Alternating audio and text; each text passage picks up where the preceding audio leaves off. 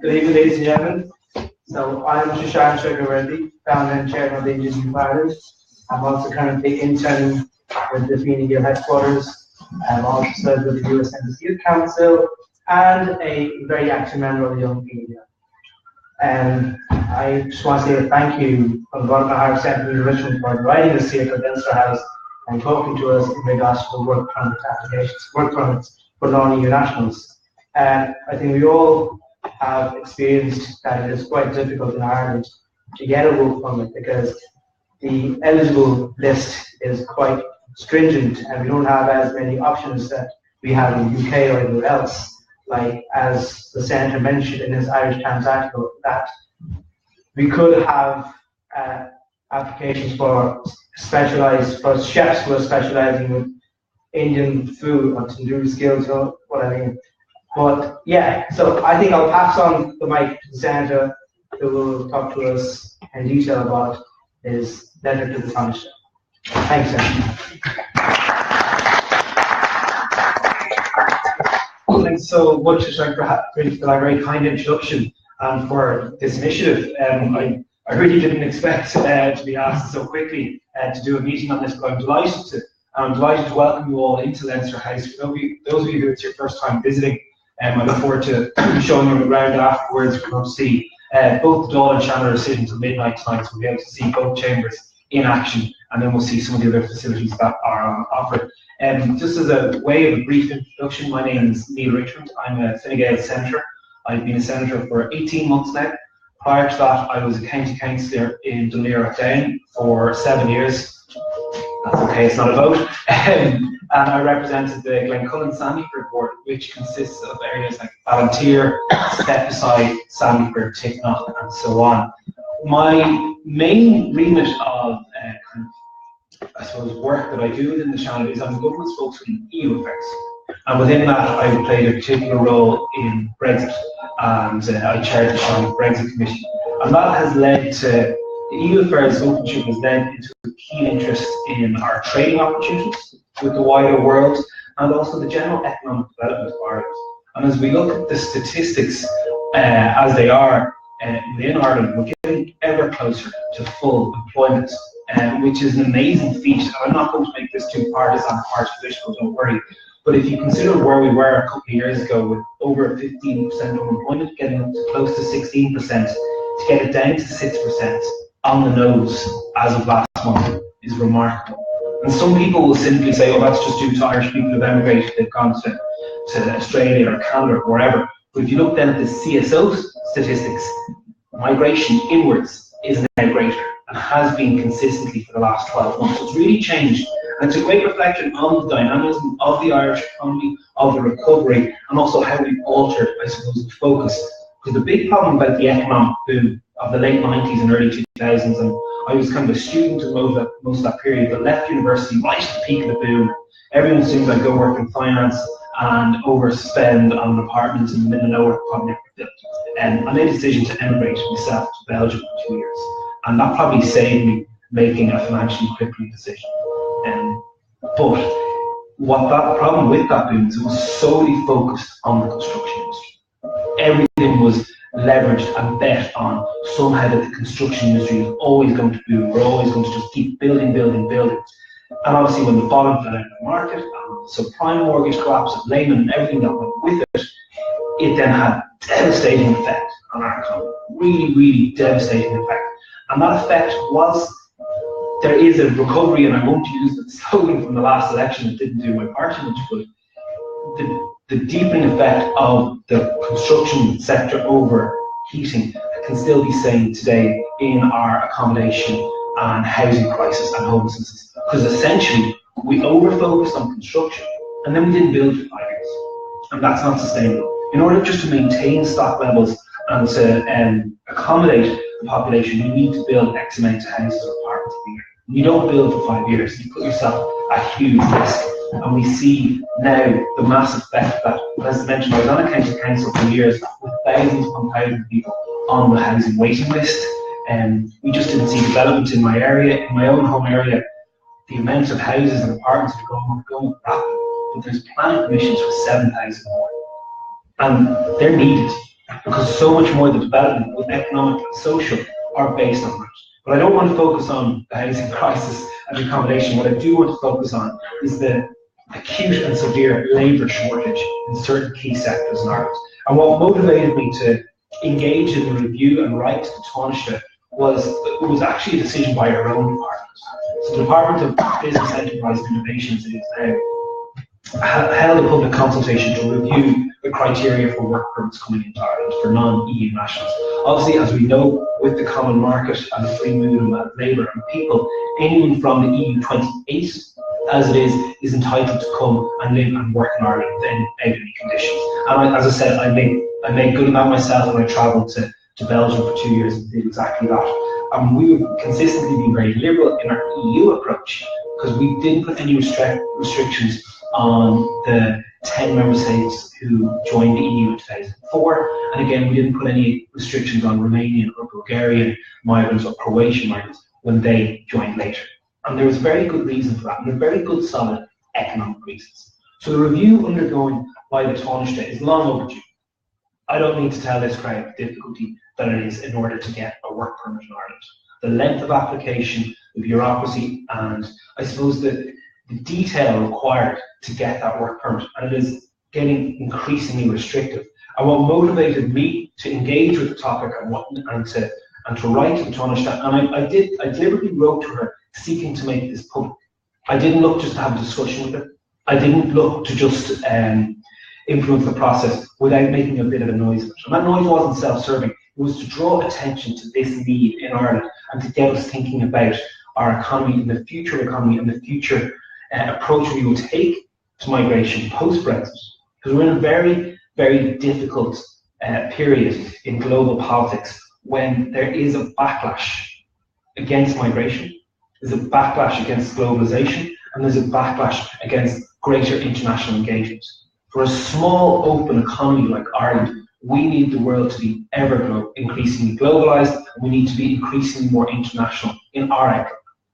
We have had a great history, Ireland, of being a migrant nation. Our greatest export has always been our people. You cannot go to a city in the world without finding an Irish bar. There are our unofficial embassies for so many years. But we have been, I would like to think, good immigrants, but perhaps we haven't been good hosts. And realistically, as a country, we only started experiencing inward migration in the mid to late 90s. And then it increased with the EU expanding, and it increased as we started to develop our economy. Because our economy was so weak for so many years. So the reasoning was very, very clear. I was approached primarily by a number of local small employers. So it wasn't a big business lobby. It wasn't, a decided thing or anyone trying to play the markets. I was sitting having a cup of coffee in my favourite local cafe, and the owner said, I have 3 chefs that are about to be deported. They were all from Mauritius, all 3 of them. They came over initially on 6-month visas, managed to get 2-year visas, and they've now been waiting, the longest has been waiting 9 years for the process of visa for right to remain for work permit. And he says, if I lose those 3 chefs, I will shut down this business, I will stop employing another 4 people whose employment situation is much more straightforward, and I will stop being a vital community facility. And this is something I think is so important, because I live in the suburbs of Dublin, Stepaside, where it's a growing population, where we have a lot of houses built.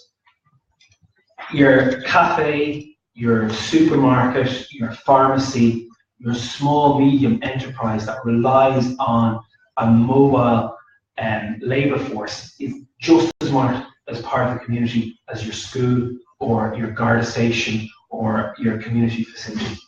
And he says, I serve, I think, something like 365 cups of coffee between 9 a.m. and 1 p.m. Now, who do I serve those coffees to?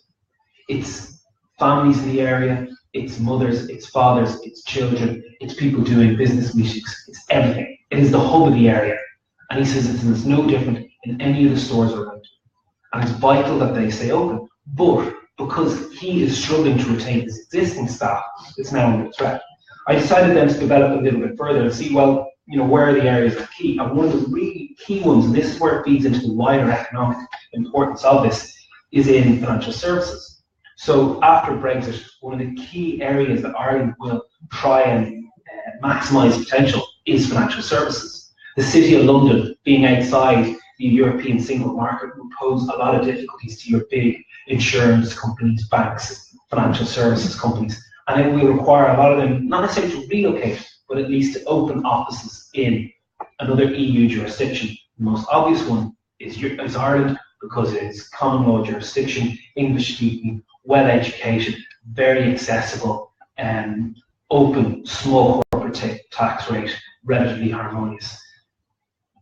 Within that financial services, we then need to staff those opportunities. And one key area is that far too many of those jobs, and the government is actively out there recruiting companies to come in, to look at Ireland to be a partner to London. We're not coming in looking to poach companies or workers like, say, Paris or Frankfurt, or we're looking to go to big UK companies saying, an operation of 4,000 people in the City of London, why don't you open up an operation with 400 people in Ireland? And I'm specifically saying Ireland because it can't just be Dublin. You know, as it stands, a third of financial services jobs are outside Dublin. Exco and Killarney is a great example. But in order for us to be sustainable, we probably need to increase that at a bare minimum to 50-50. Because Dublin, as I mentioned, is way behind the curve in terms of developing the infrastructural and accommodation needs. It will get back up to speed, and if you look at the developments in our commercial property sector, that is well on course to meet the demands, initial demands of Brexit. But where we will also struggle is people, is the labour market. And we talk about the high-priced executives that may relocate themselves from Dublin, but they also from London. They also need to be serviced. And one of the key areas that we're having trouble getting work permits is qualified bookkeepers. It's qualified IT technicians. These are not necessarily the managing director role. These are probably entry-level to grade 2, recent graduate trained up people to come in who are prepared. Yeah, you know, it is a lower paid job, but it's a lower paid job that can move to a medium and a higher paid job. And that one job, even if it may be just on just over minimum wage entry level, it still creates at least 3 other jobs in the community. One job creates 2. Create one job, you create more. That's the total. It's vitally important to Ireland that we maximise every single opportunity post-Brexit, because Brexit will be an absolute disaster for Ireland. There's no upside. We'll get some boost in financial services, in IT industry, in pharmaceuticals and life technologies, but they will only scrape at the amount we'll lose in lower skilled indigenous domestic enterprises such as agriculture and everything that goes with that. I'll give you a couple of key insights. 93% of our cheddar cheese is exported to the UK. It's not going to France, you know. So we need to. Our mushroom industry was devastated. 10% of the people working in the mushroom industry lost their jobs overnight, purely due to currency fluctuation and concerns in the market post-Brexit. Brexit hasn't happened, it's still 18 months away, but people are still losing jobs.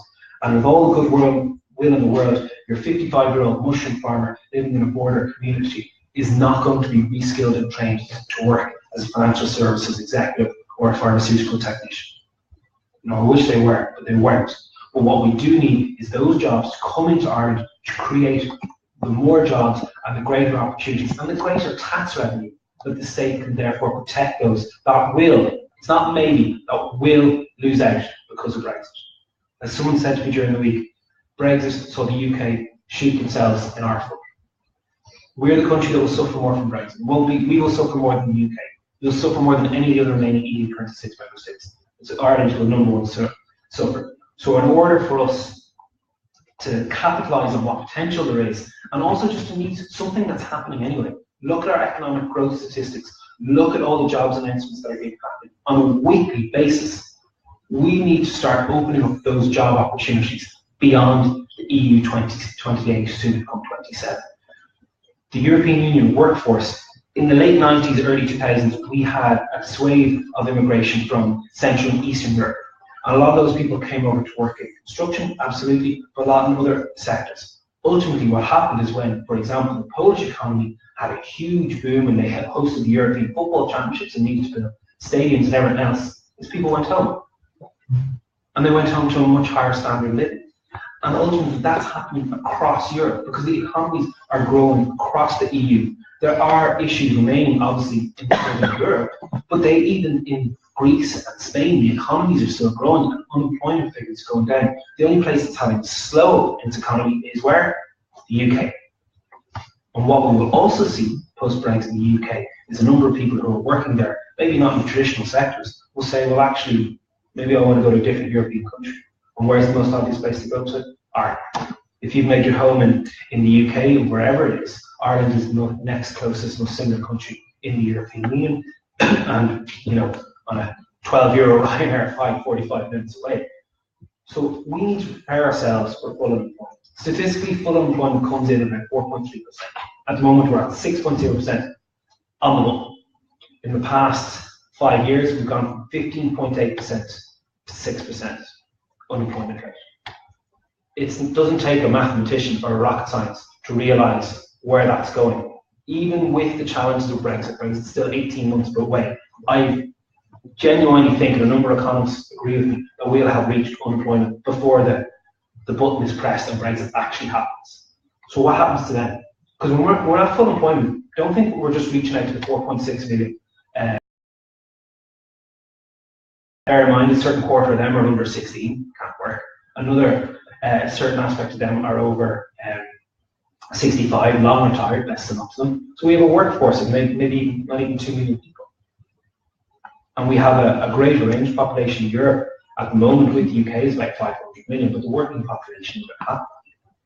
So we are the European Union is the strongest economic bloc in the world, but its greatest resource, its people, is declining because we have a growing, more elderly population. This is something that Germany has just started to really wake up to in the last 3 years under Angela Merkel. In order to meet the needs of our older generation, to meet the pension needs, the health needs, we need to maintain a thriving economy and a strong workforce. In order to do that, in order to maximise potential, we need to broaden out the eligibility statistics for people who can come here, get work permits, and if they choose so, to make this their long-term goal.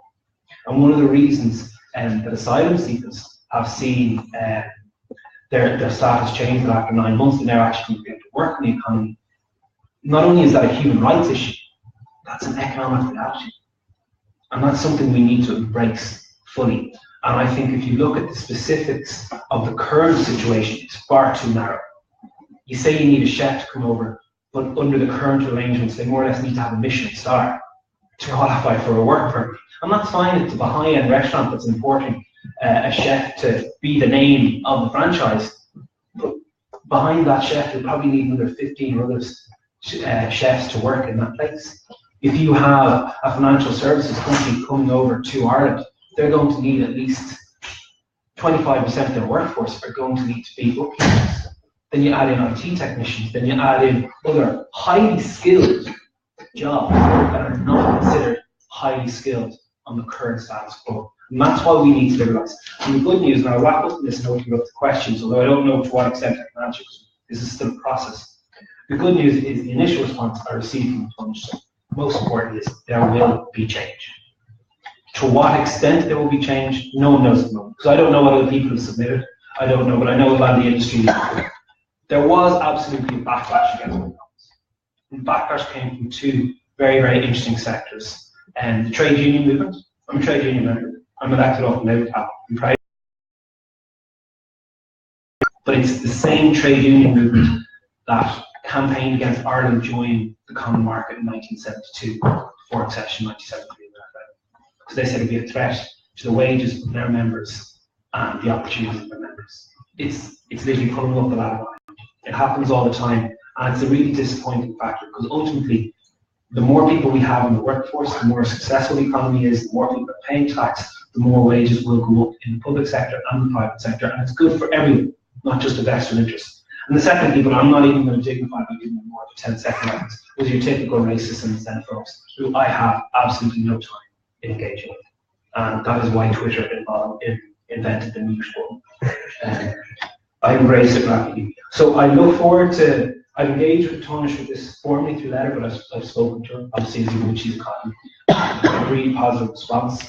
I'm hoping to see something in the next 6 weeks to give us an initial outline. And I think this is something that could be the start of Ireland really, really positioning itself in a new sphere. And the Taoiseach's mantra is Ireland is going to be the island at the centre of the world. And how do we do that? Let's bring the world to us. Thanks very much, Hassan.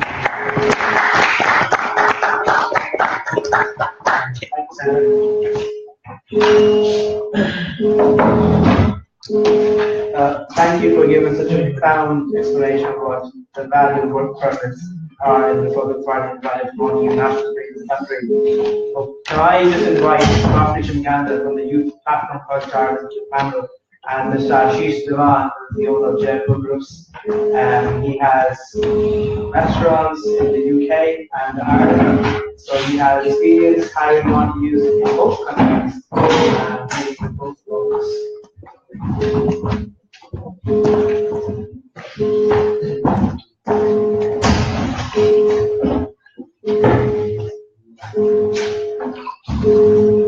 Anybody has any questions?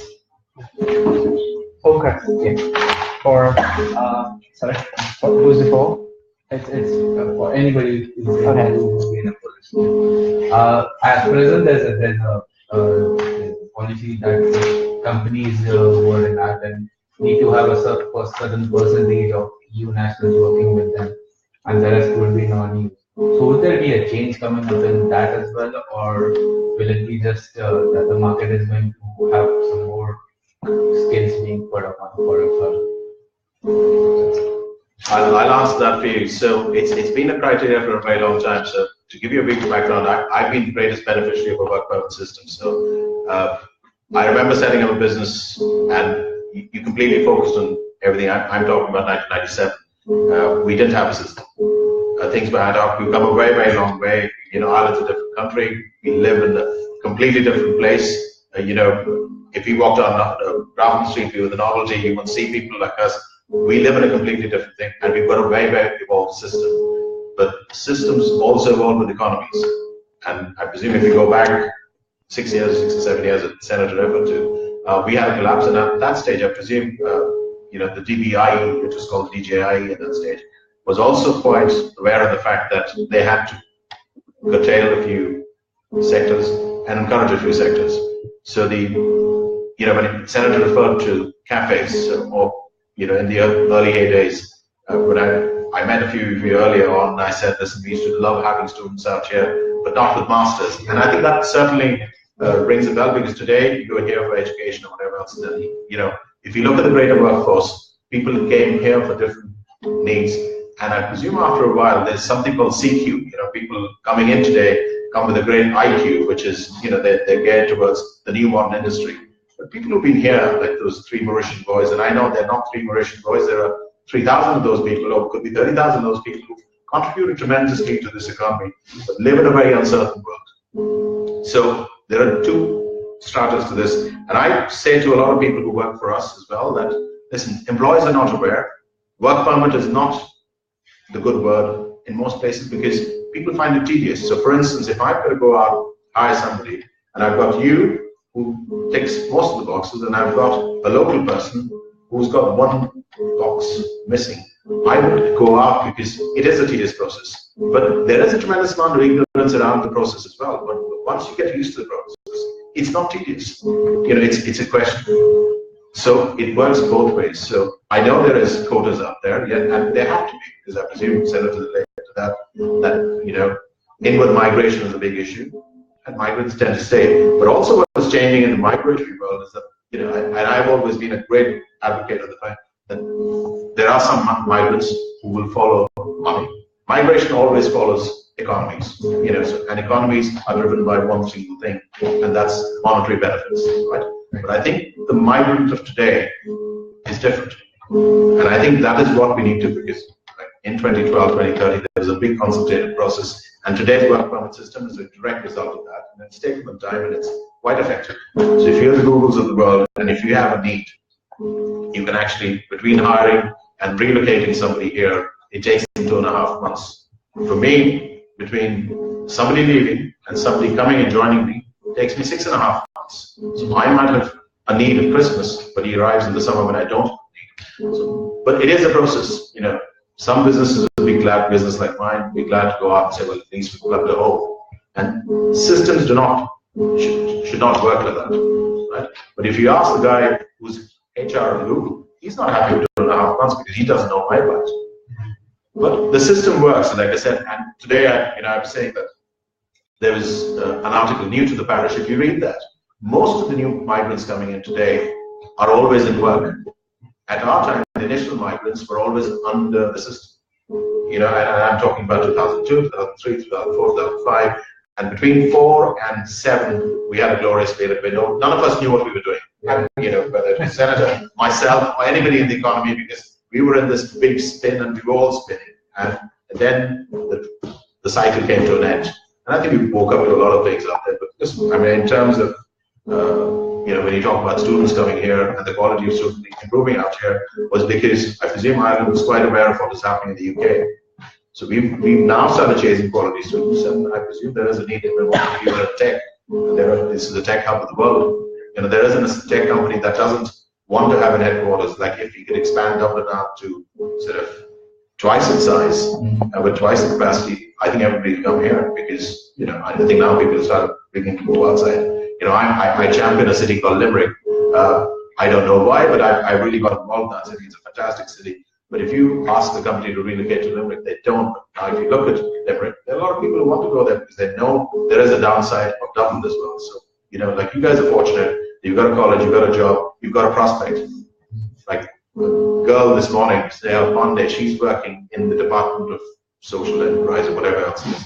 It was unheard of. No government department would take a paid internship, which means from where I sit, from it being completely dysfunctional to where it's at today, I think we've made tremendous change. But the system has to change again, and I presume when I saw him set out to take up the bat, there's always a champion in there, and I think the Donisters have always had this task of doing that, and I've been very fortunate that we've been able to go out and influence policy or speak to people and request a need, right? And I think even government departments, they're quite reactive to it. We hope something good comes out of it, but all we can do is hope nobody knows till the time it comes out. I said, yes, there is a 50% rule, and it's a very fair rule. And even if it was at 80-20, where we are at, because it is EU national, it's not just Irish. Yeah. So I presume migrants will always fill about 10 to 12% of the thing, even in big companies. It is about local employment, and that's what it comes down to. So like when you come here, you guys are very, very fortunate because students don't get quality jobs. So now I think it's good.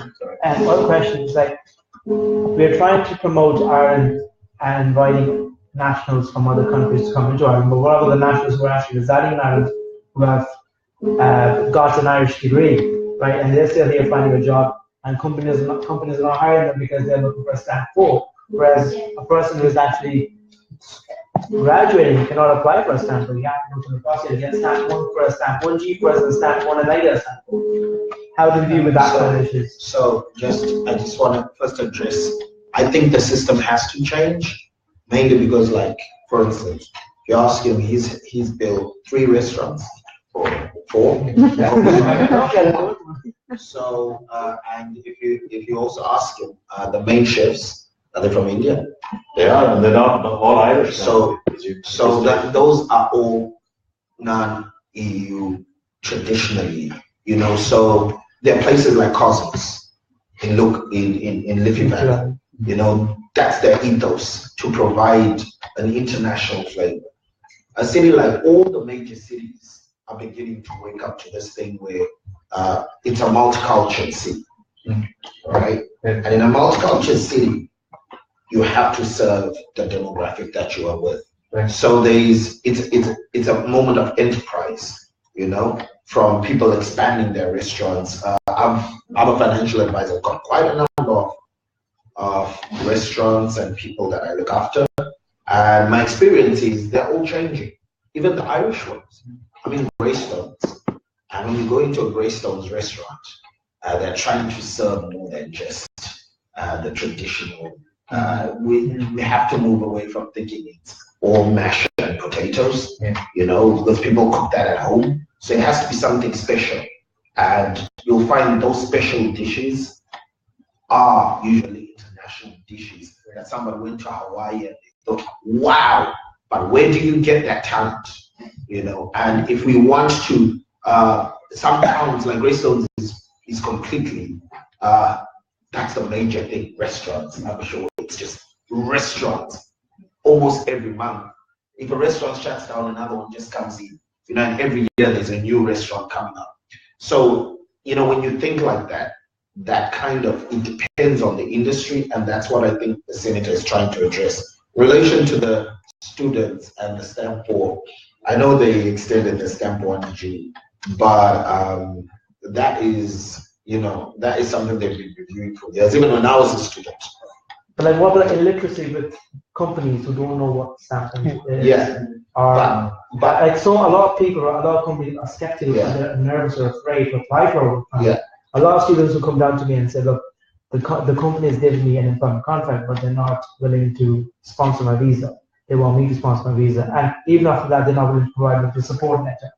Right? So they don't know what to do there. Yeah. How do we educate firms in regards to this? Yeah, there's a couple of issues coming up. And obviously the discussion at the moment is relating purely to workforce in order to bring talent. Because that's what it is. Not bringing people, it's not bringing salaried employees, it's bringing talent.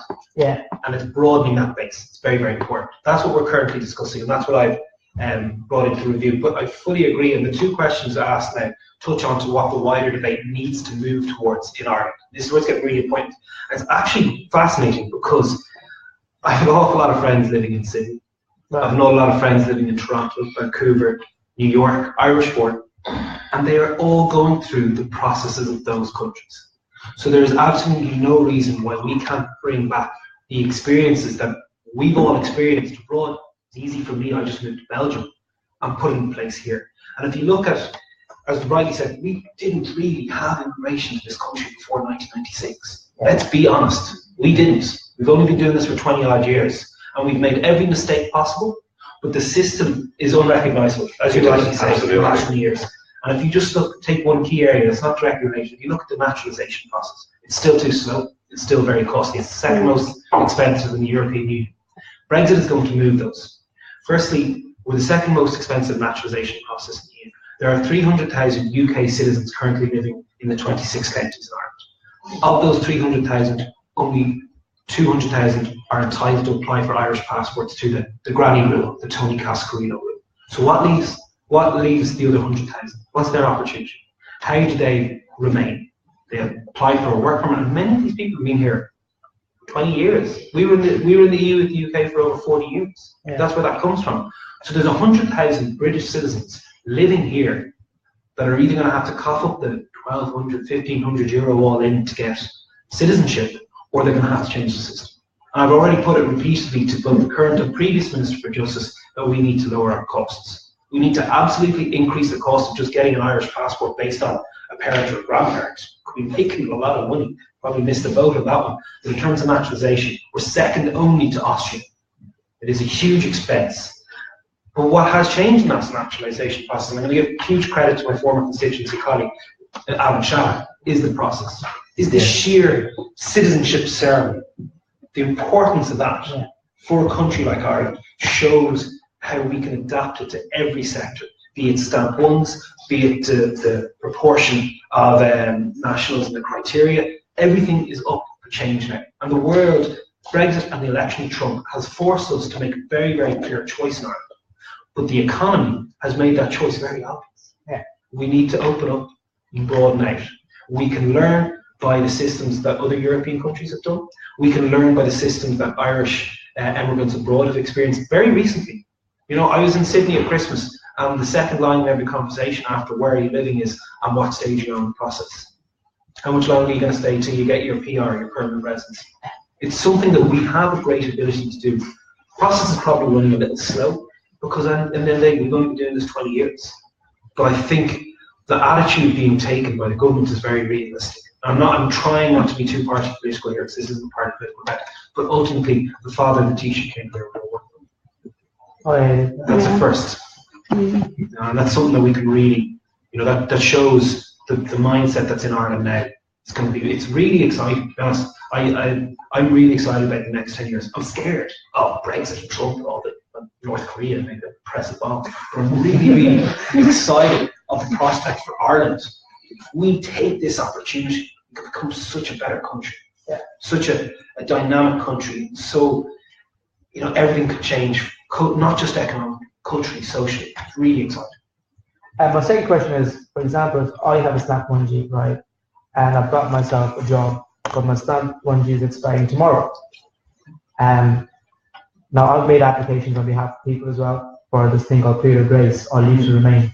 But the GNIB takes so much time to actually end up losing that job and the opportunity to apply for the work. How do you address those issues? Like, would there be any special system where if you're getting a job and your stamp is going to expire, you can write to the GNIB, get the separate period of grace, a little extension in Stamp 1G, something like that? Yeah, I think that's a perfectly good idea.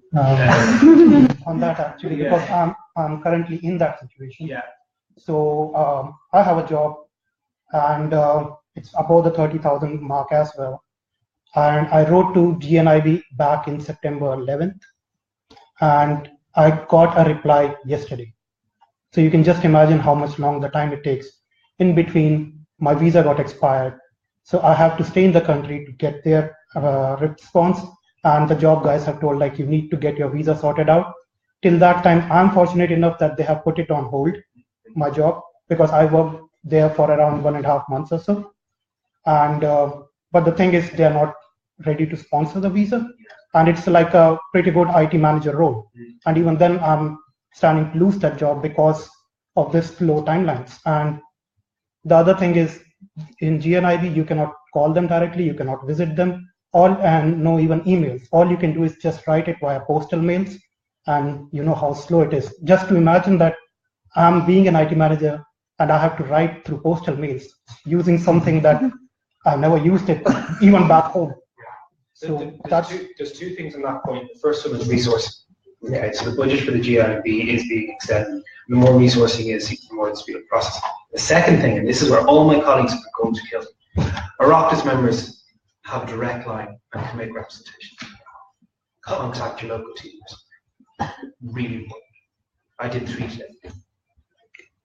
Don't necessarily contact me, because it's only so much hours in the day. But wherever you're living, wherever you're living, if you're living in Dundrum, Sandyford, of course. If you're living in Mayo, there's a great guy out of Kennedy. There's a few others. I'm not joking. Yeah. I'm not being facetious. You have to use every tool that the system offers you. Your public representatives, they represent you just as much as people who vote. And they have a responsibility to There's just one word out there, and I'll tell you, and this is first-hand experience. I know there's a lot of positives coming out there. Certainly what happens is that when it comes down to justice, I think they are alone themselves, and it is difficult to get in touch because everybody tells you that, I presume you can give me any request but a visa request, because I presume that there's big pressure. And there are different forms of visa requests. So I might be saying that, well, my parents are sitting out there, they've applied for a thing, my wife's out there, so they've got to go on. Also, you're arranging public time. There's only that much. And there's only so many staff. So many staff. So when you speak to Bernie or anybody in the office, Bernie will tell you what is the regarding, so it's what's visas, okay, so it's just at what stage is that. And I presume, and in all fairness, I mean, you come from, where I come from, most people sitting out there come from a very large country where access, this level of access to people who can make decisions, and for most people, sometimes it's a life-changing decision whether to stay here or not. Access to be heard here is tremendous. Most things get sorted out. So I know there's a downside of that system as well. But in fairness, I think when people contact, because I always tell people, I said, don't be afraid, tell your employer, show him the thing out there. And I was just looking back at the email to a couple of people and said, listen, it is a process. Everybody's not supposed to know it. It is a fearful process. Nobody wants to touch it. Go down and tell them that I take the onus of running it. If it fails at the end, it's your thing out there. But at least if they have enough faith in you and they think that you're qualified not to do it, they'll stick with it. Yes, some companies choose not to do it because I presume that they have other alternatives for them. But if you are the choice, they go out the extra mile, and you don't have to convince them. You have to sit out there. And I know it's very difficult. In your case, I understand. I have enough, so we get inspected from that every now and again. Workplace relations can come down, and they say, well, this guy is out, he's under appeal, but we've no record of it because he sent in a letter by snail mail, and there is no acknowledgement of it. So it's a student appeal, and and as far as it might just be a student. For the way I look at everybody who works within our business is an integral part of the workforce. So everybody's important. You might be doing 7 hours of work, but for us, those 7 hours are crucial. and without most people contributing, that business is a lot wrong. And I think that will get across when the economy overheats.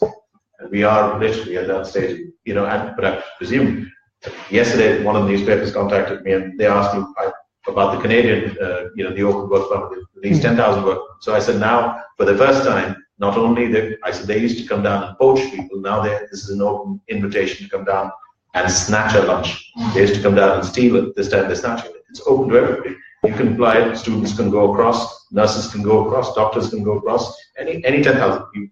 The only criteria they have, you don't need any qualification. If you're qualified, you're well enough. That's an open global process. So you can imagine an extra. And going to Canada from here is so much easier. We never went there, but we know for a fact a lot of our people who've lived out here have a great life out there. So they must say, well, you come down out here. So I presume that's additional pressure. We've got global pressure for the first time where people now view Ireland as a great resource place to say that it's got skill set people. Let's go down and set up a stall up there and take the resources up. My sister just got snatched in Canada. She's a psychologist, educated.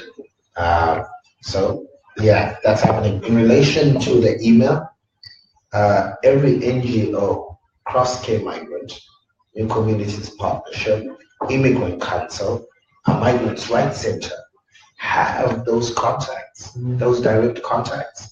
So you should knock in there. Because when you say there's no email, I only deal with the GNIB by email for over 15 years. So I know they've got emails. You need to find out who the supervisor is.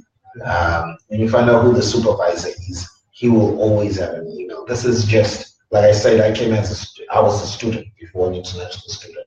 So I've probably gone through what many people in this room have gone through.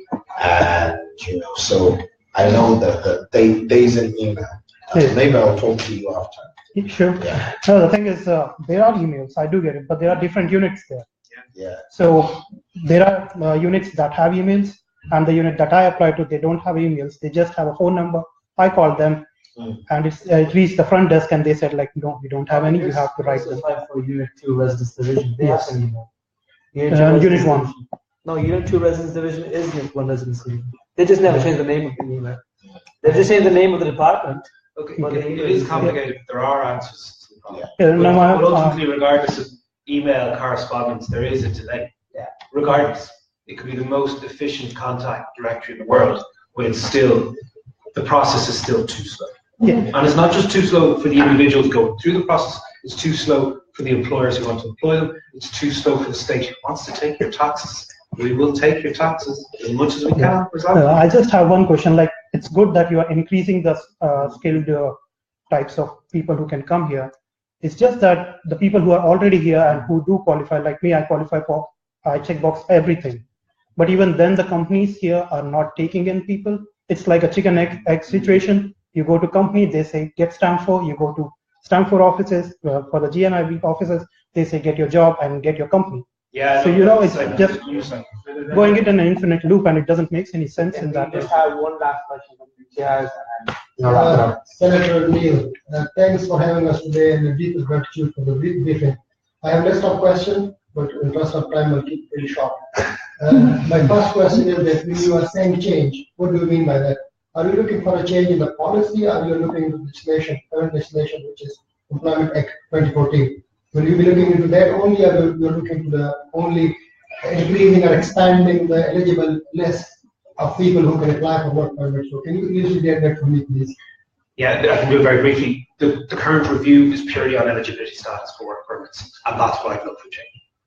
Personally, I believe there's a wider discussion to have, and I think there's a need to liberalise in every single facet. If Ireland is to economically compete in the post-Brexit era, we need to get more talent here, and we need to keep the talent we have here already. And that's a huge change to the process. But directly, what I've engaged with Taoiseach is just changing the eligibility, because basically that's what the review was. Okay, let me jump to my second question. You mentioned something about 6 weeks. Are we expecting something to happen in the next 6 weeks, or do you have to wait longer? The public consultation closed Friday a week ago, so bank holiday weekend Friday. So the consideration of public consultation takes a 6-week period, after which the Taoiseach will make recommendations. Fresh. It's not a question, just I wanted to have. Can I? Is it okay? Is it okay if we Okay, yeah, or maybe you want to do it socially. Yeah, So I'm sure there's loads of questions. So. I would love to do. Yeah, I know. Thank you so much for that. Thank you.